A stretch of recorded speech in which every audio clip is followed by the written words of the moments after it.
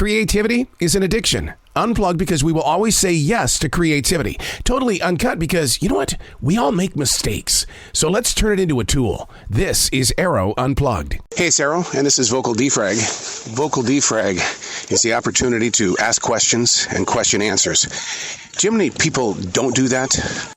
You can hear my dog right now. She's going crazy on this little walk through the forest. I do a transition walk. That's where we do our vocal defragging. I also defrag inside of a journal, asking the questions and then questioning the answers. And it opens up the mind, body, and soul into accepting what is and what isn't. And it goes back to that question I just asked you, which is, do you realize that there are people that don't do this? And the reason why is because it's too much weight. It's too many answers that you don't want to deal with.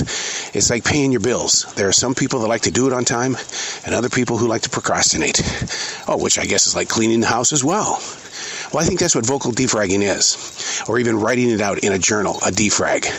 And that is, you're just basically cleaning out the closet, the mental closet, that place where all those voices live, and they knock on your heart, and they play with your mind. You wake up in the middle of the night with anxiety. So if you ask the questions and question the answers, you're able to understand who it is and what it is that you are and could become.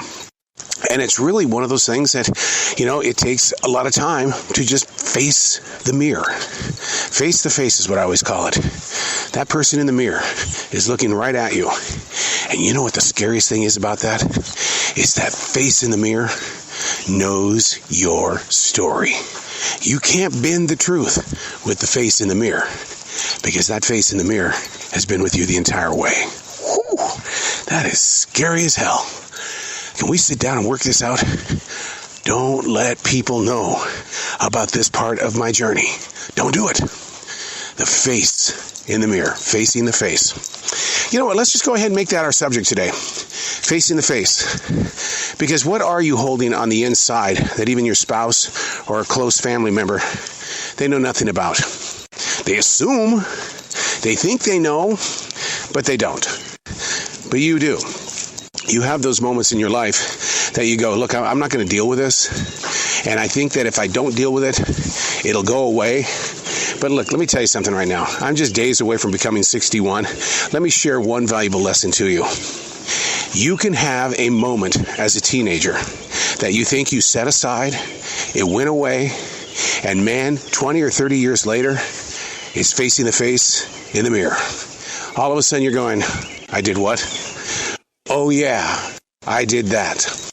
And what were the repercussions, the cause and effect of making such a decision? Is it something that helped shape you? Is it something that kept you away from growing into different areas? Because in everything that we do, a moment of truth here, in everything that we do, it leads to something in your life. It leads to an effect that will put you in a place that you could have been stronger, but because you made this decision today, it made you a little bit weaker. It made you, I'm just going to kind of kick back and not put a lot of energy into it. Today I have a movie premiere, and then I'm going to my essential job. Movie premieres are not easy. They beat the hell out of you. So this morning I was up at 7 a.m. after getting home at midnight, and I was sitting there writing in the defrag journal, and I asked myself, when are you going to get this day started? And I literally wrote, can I have at least 5 minutes to do absolutely nothing? Well, in the defrag journal, that writer came back with, that's not how you live. You live by getting shit done. You live by making a mark. And taking 5 minutes to do what you said you wanted to do? No, because it will have an impact on something you're going to do a little bit later on. I do believe in that. I live that lifestyle, that if I make a bad choice, that choice may be acceptable and I'm not being held accountable, but somewhere along this path, it's going to change something that should have taken place. But because I made that decision on that particular day, it's going to interfere with where I am today. Facing the face in the mirror. You don't think that I don't sit there and wonder, if I had played the radio game the way it should have been played, that I would be in the game of terrestrial radio? I can't say yes, I can't say no. But I went from market number 252 to market number 35, and now we're market number 23. But I made that big jump, and I will tell every one of my broadcasting students that it was the greatest mistake of my life to go from Billings, Montana to Charlotte, North Carolina, because I missed out on a lot. I'm not the only one who does this. Hell no. We all want to be a leader. We all want to find our victory. We all want to get there quickly. And the thing is that when you make that jump, you have to stop and think, what were you supposed to learn along the way? And so that face in the mirror, the face you have to face, it knows that maybe it could have been a different story, a different mirror, a different opportunity. Now, the one thing, and I'm not going to turn this into a negative vibe, but the one thing that I will say is the most positive thing that has happened out of this move in 1985 from Montana to Carolina was that way down the road, 8 years after arriving, I met the woman that would become my wife of now 30 years of marriage. If I had not made that jump from Montana to Carolina, this wouldn't be happening. And I do talk to the face in the mirror. And I do say that I'm grateful for such an opportunity to be in a relationship that has so much openness. I mean, my God, she lets me write. And I mean that in a really positive way. Most people say, come on, why do you always find yourself writing? That's so boring. And you know, come on, you know how people are. Everybody wants to have their own sense of attention. But when you face the face, the only face that truly knows your entire journey, because even in a daily journal or a defrag journal, sometimes you don't put it all out there. Because you know someday somebody's going to be looking at your junk. And when they find something out about you, you're not going to be around to deny it, but they're going to say, oh wow, and your story is going to change, and you can't defend it. You can't say, well, here's the reason why. But the face that you face knows the story. And you have to be able to handle the way the face looks at you. That face trusts you to show up every day because it likes getting its hair combed. It likes the way you brush its teeth. That face in the mirror, it likes the way that you look at your nose to see if it's been trimmed, if there's no nose hairs hanging out. Yeah, that face has an image.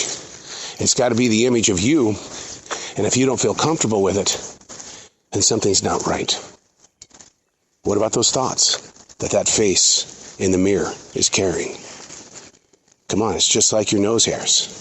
Something in between your teeth. Oh my God, you've got ink below your eyes. I do, because I'm a daily writer and I'm a dipper. I dip into an inkwell.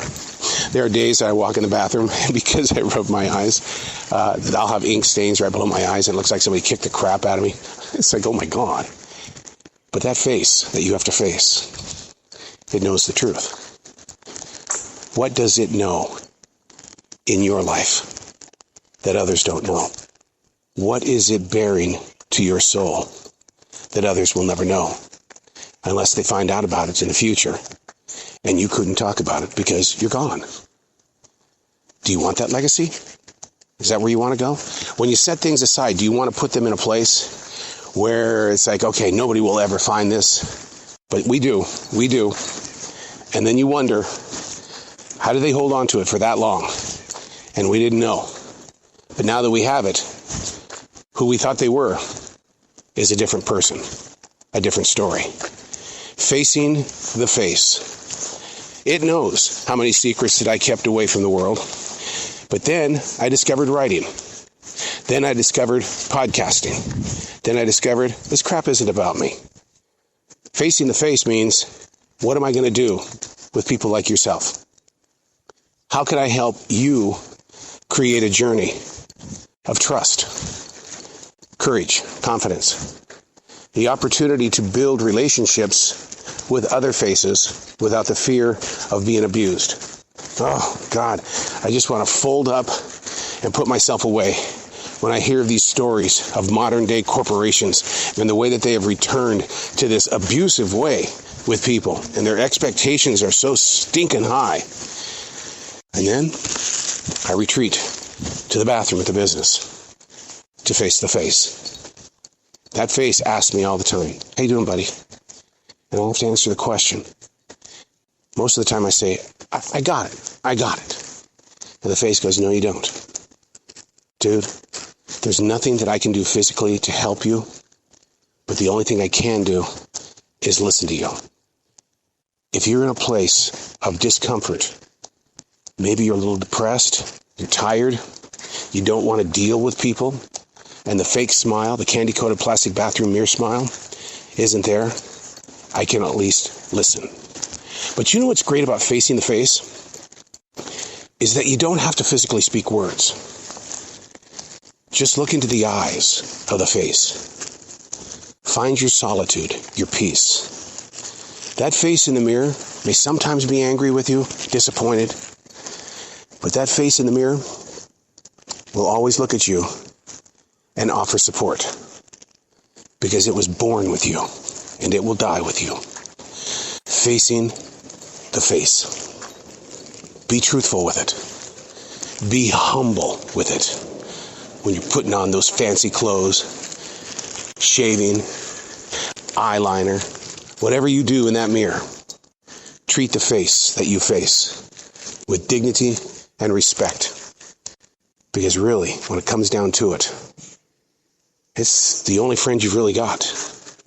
Because everybody else can ghost you, divorce you, walk away, no longer talk to you, or support you. But the face you face is always going to be there. Whatever mood you're in, it's always going to be there. Ask the question, question the answers. That's called defragging. Do it in a journal, and if you're afraid of that, do it into a frickin' smartphone. Get it out of your system. Face the face. You don't have to see your face in order to be in this place. Just face the face. I'm Arroe, and that's Vocal Defrag.